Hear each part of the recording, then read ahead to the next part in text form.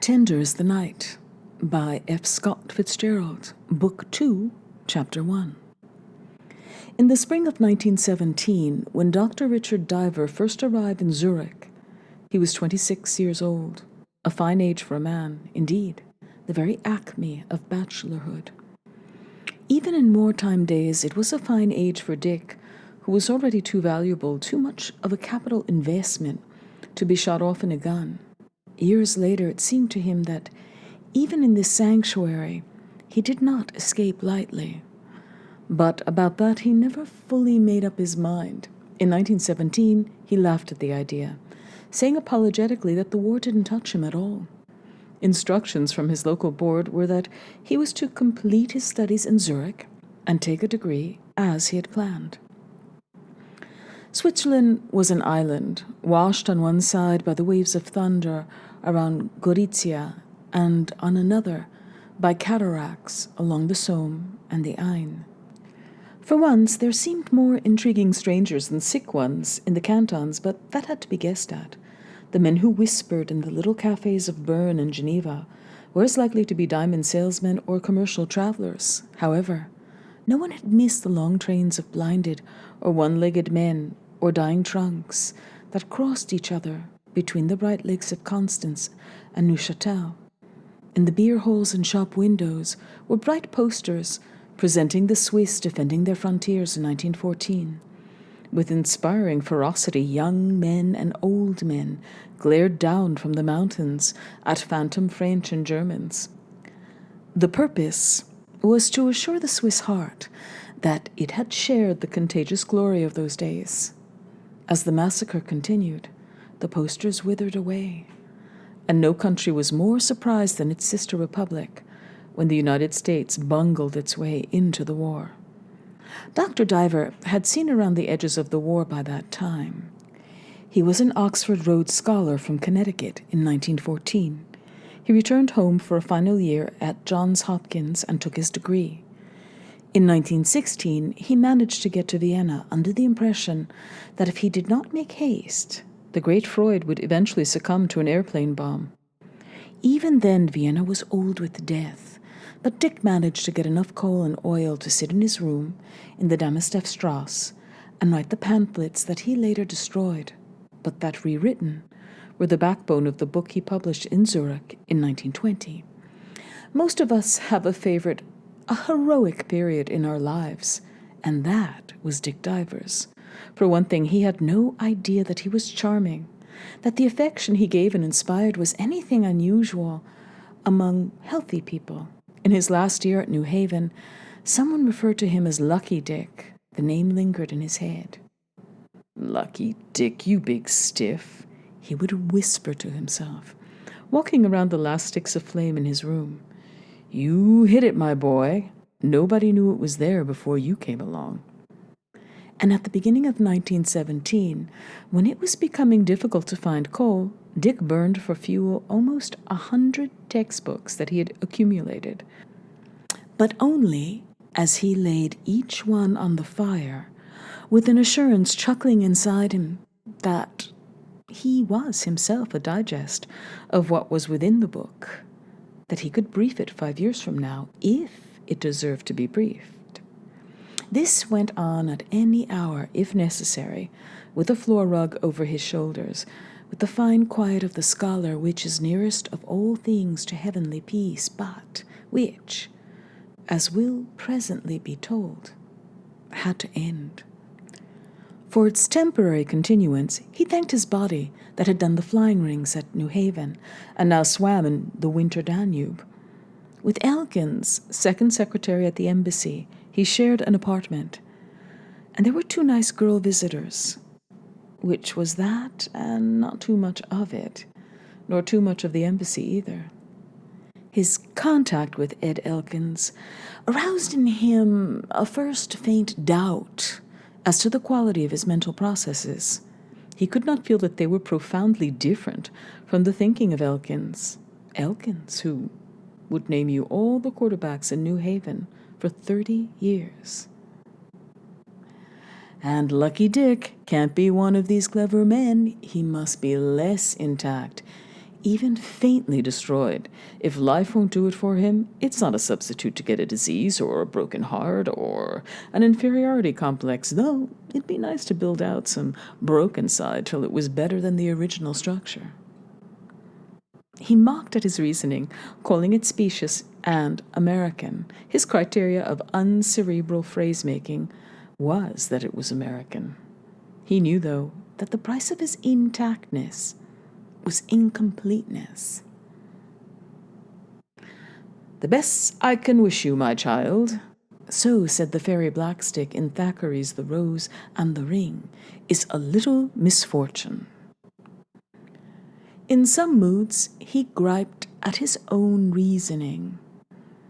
Could I help it that Pete Livingstone sat in the locker room tap day when everybody looked all over hell for him? And I got an election when otherwise I wouldn't have gotten Elihu, knowing so few men? He was good and right, and I ought to have sat in the locker room instead. Maybe I would, if I thought I had a chance at an election, but Mercer kept coming to my room all those weeks. I guess I knew I had a chance, all right, but it would have served me right if I'd swallowed my pin in the shower and set up a conflict. After the lectures at the university, he used to argue this point with a young Romanian intellectual who reassured him.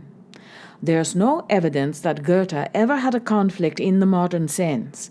Or a man like Jung, for instance. You're not a romantic philosopher, you're a scientist. Memory, force, character, especially good sense. That's going to be your trouble. Judgment about yourself." Once, I knew a man who worked 2 years at the brain of an armadillo with the idea that he would sooner or later know more about the brain of an armadillo than anyone.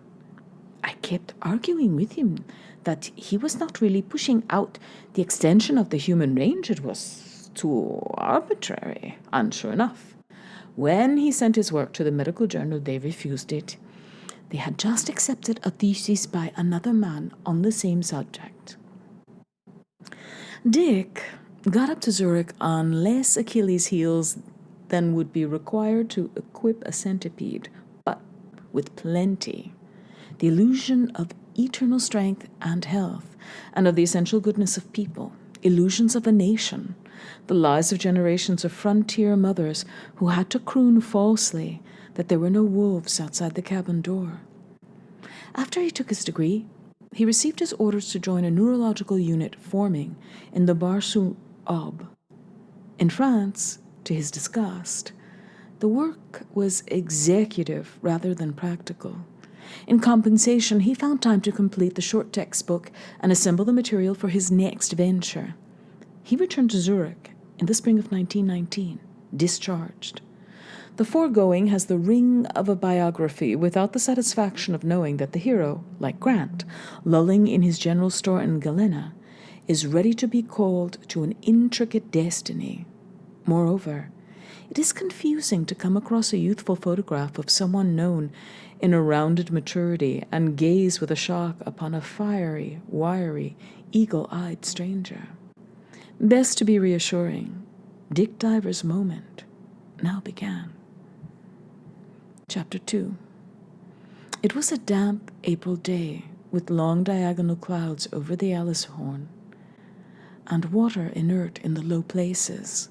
Zurich is unlike an American city.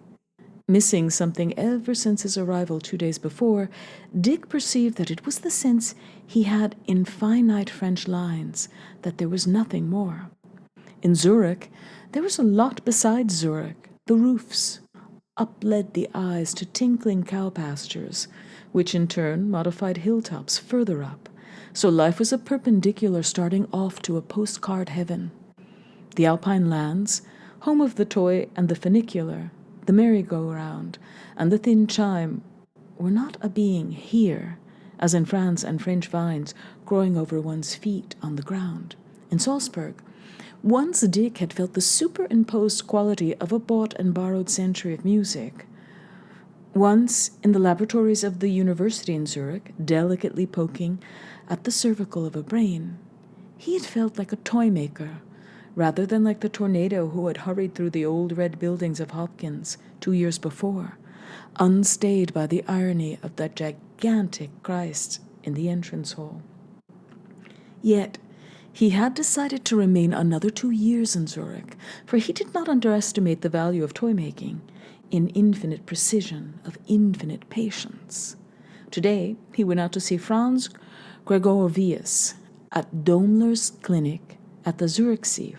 Franz, resident pathologist at the clinic, a Vaudois by birth, a few years older than Dick, met him at the tram stop. He had a dark and magnificent aspect of Cagliostro about him, contrasted with holy eyes. He was the third of the Gregoroviuses. His grandfather had instructed Krapelin when psychiatry was just emerging from the darkness of old time. In personality, he was proud, fiery, and sheep-like. He fancied himself a hypnotist. If the original genius of the family had grown a little tired, Franz would, without doubt, become a fine clinician. On the way to the clinic, he said, "Tell me of your experiences in the war. Are you changed like the rest? You have the same stupid and unaging American face, except I know you're not stupid, Dick." "I didn't see any of the war. You must have gathered that from my letters, Franz." "That doesn't matter. We have some shell shocks who merely heard an air raid from a distance. We have a few who merely read newspapers." "It sounds like nonsense to me." "Maybe it is, Dick. But we're a rich person's clinic. We don't use the word nonsense. Frankly, did you come down to see me or to see that girl?" They looked sideways at each other. Franz smiled enigmatically. "Naturally. I saw all the first letters," he said in his official basso. "When the change began, delicacy prevented me from opening any more, really. It had become your case." "Then she's well?" Dick demanded. "Perfectly well. I have charge of her. In fact, I have charge of the majority of the English and American patients. They call me Dr. Gregory." "Let me explain about that girl," Dick said. "I only saw her one time. That's a fact. When I came out to say goodbye to you just before I went over to France. It was the first time I put on my uniform, and I felt very bogus in it. Went around saluting private soldiers and all that." "Why didn't you wear it today?" "Hey, I've been discharged 3 weeks. Here's the way I happened to see that girl. When I left you, I walked down toward that building of yours on the lake to get my bicycle." "Toward the Cedars?" "A wonderful night, you know, moon over that mountain." "The Krenzig?" "I caught up with a nurse and a young girl. I didn't think the girl was a patient. I asked the nurse about tram times, and we walked along. The girl was about the prettiest thing I ever saw." "She still is?" She'd never seen an American uniform, and we talked, and I didn't think anything about it. He broke off, recognizing a familiar perspective, and then resumed. "Except, Franz, I'm not as hard-boiled as you are yet. When I see a beautiful shell like that, I can't help feeling a regret about what's inside." That was absolutely all, till the letters began to come. "It was the best thing that could have happened to her," said Franz dramatically. "A transference of the most fortuitous kind. That's why I came down to meet you on a very busy day. I want you to come into my office and talk a long time before you see her. In fact, I sent her into Zurich to do errands." His voice was tense with enthusiasm. "In fact, I sent her without a nurse, with a less stable patient. I'm intensely proud of this case, which I handled with your accidental assistance." The car had followed the shore of the Zurich Sea into a fertile region of pasture farms and low hills, steepled with chalets. The sun swam out into a blue sea of sky, and suddenly it was a Swiss valley at its best. Pleasant sounds and murmurs, and a good fresh smell of health and cheer. Professor Domler's plant consisted of 3 old buildings and a pair of new ones, between a slight eminence and the shore of the lake. At its founding, 10 years before, it had been the first modern clinic for mental illness. At a casual glance, no layman could recognize it as a refuge for the broken, the incomplete, the menacing of this world, though two buildings were surrounded with vine-softened walls of a deceptive height.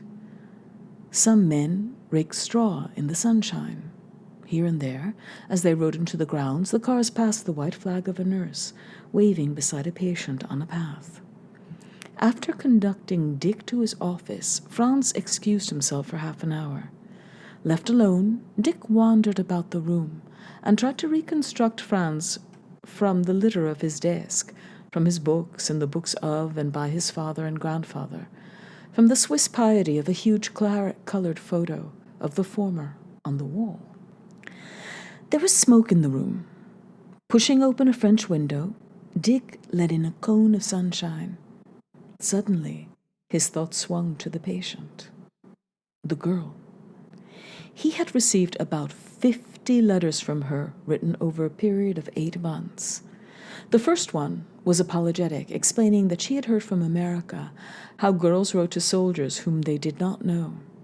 She had obtained the name and address from Dr. Gregory, and she hoped he would not mind if she sometimes sent word to wish him well, etc., etc. So far, it was easy to recognize the tone from Daddy Longlegs and Molly Make-Believe, sprightly and sentimental, epistolary collections enjoying a vogue in the States. But there, the resemblance ended. The letters were divided into 2 classes, of which the first class, up to the time of the armistice, was of a marked pathological turn, and of which the second class, running from thence up to the present, was entirely normal and displayed a richly maturing nature. For these latter letters Dick had come to wait eagerly in the last dull months at Bar-sur-Aube. Yet even from the first letters he had pieced together more than Franz would have guessed of the story. Mon capitaine, I thought when I saw you in your uniform you were so handsome. Then I thought, je m'en fiche French too, and German. You thought I was pretty too, but I've had that before, and a long time I've stood it. If you come here again with that attitude base and criminal, and not even faintly what I've been taught to associate with the role of gentleman, then heaven help you.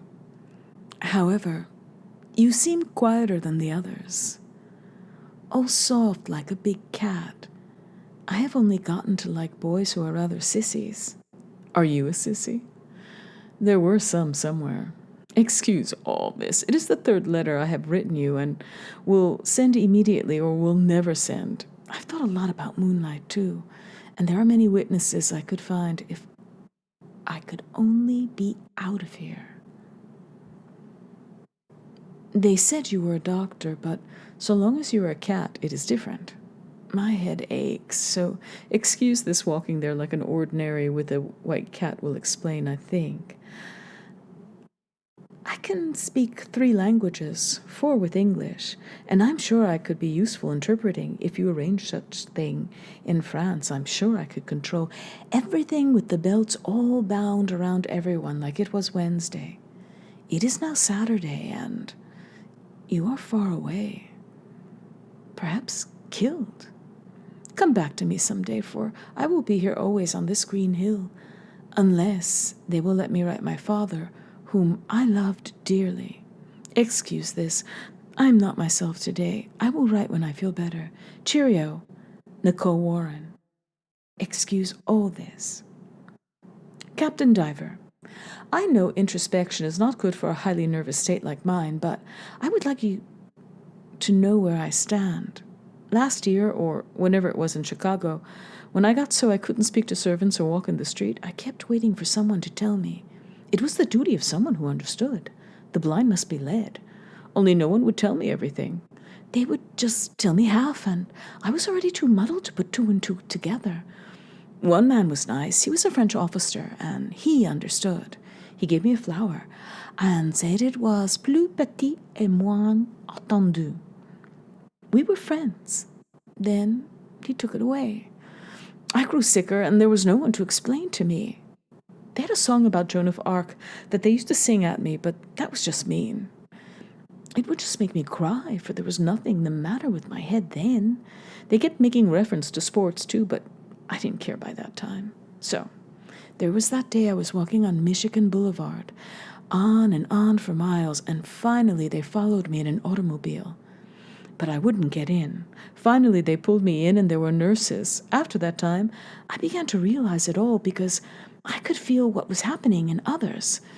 So, you see how I stand. And what good can it be for me to stay here with the doctors harping constantly in the things I was here to get over? So, today I have written my father to come and take me away.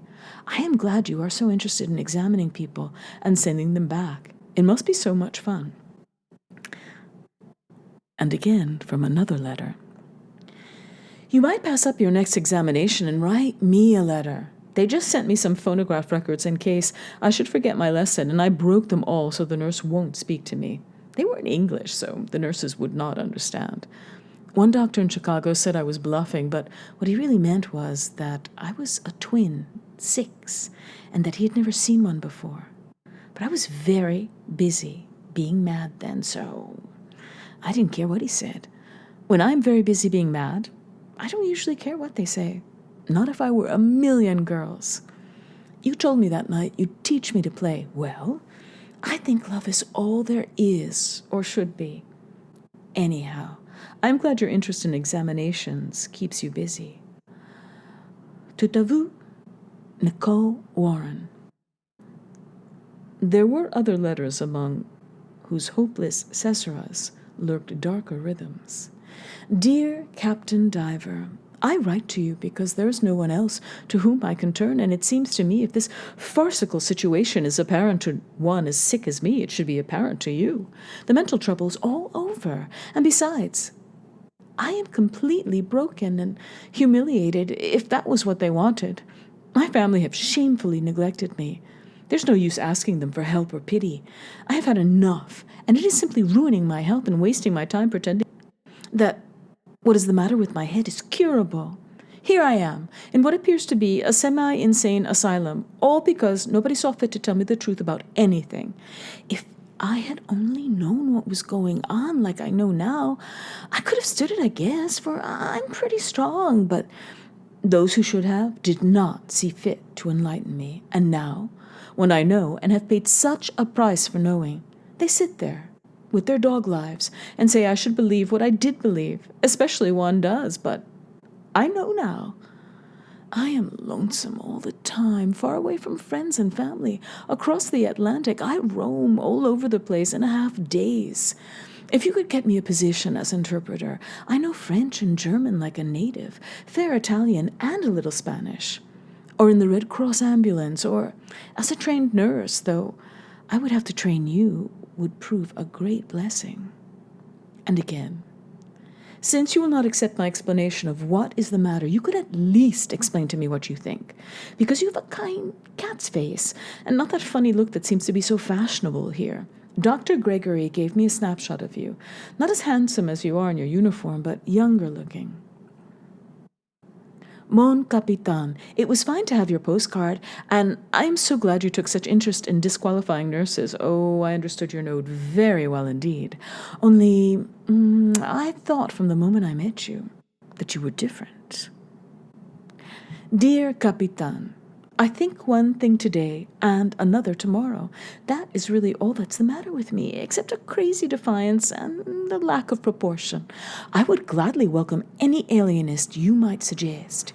Here they lie in their bathtubs and sing "Play in Your Own Backyard" as if I had my own backyard to play in, or any hope which I can find by looking either backward or forward. They tried it again in the candy store, again, and I almost hit the man with the weight, but they held me. I am not going to write to you anymore. I'm too unstable. And then a month with no letters. And then suddenly the change. I'm slowly coming back to life. Today the flowers and the clouds. The war is over. And I scarcely knew there was a war. How kind you've been. You must be very wise behind your face like a white cat, except you don't look like that in the picture Dr. Gregory gave me. Today I went to Zurich. How strange a feeling to see a city again. Today we went to Bern. It was so nice with the clocks. Today we climbed high enough to find Asphodel and Edelweiss. After that, the letters were fewer, but he answered them all. There was one. I wish someone were in love with me, like boys were ages ago before I was sick. I suppose it will be years, though, before I could think of anything like that. But when Dick's answer was delayed for any reason, there was a fluttering burst of worry, like a worry of a lover. Perhaps I've bored you, and afraid I have presumed, and I keep thinking at night, you have been sick. In actuality, Dick was sick, with the flu. When he recovered, all except the formal part of his correspondence was sacrificed to the consequent fatigue, and shortly afterward the memory of her became overlaid by the vivid presence of a Wisconsin telephone girl at headquarters in Bar Soabe. She was red-lipped like a poster, and known obscenely in the messes as the switchboard. Franz came back into his office feeling self-important. Dick thought he would probably make a fine clinician, for the sonorous and staccato cadences by which he disciplined nurse or patient came not from his nervous system, but from a tremendous and harmless vanity. His true emotions were more ordered and kept to himself. Now, about the girl, Dick, he said. Of course, I want to find out about you and tell you about myself, but first about the girl, because I have been waiting to tell you about it so long. He searched and found a sheaf of papers in a filing cabinet, but after shuffling through them, he found they were in his way and put them on his desk. Instead, he told Dick the story.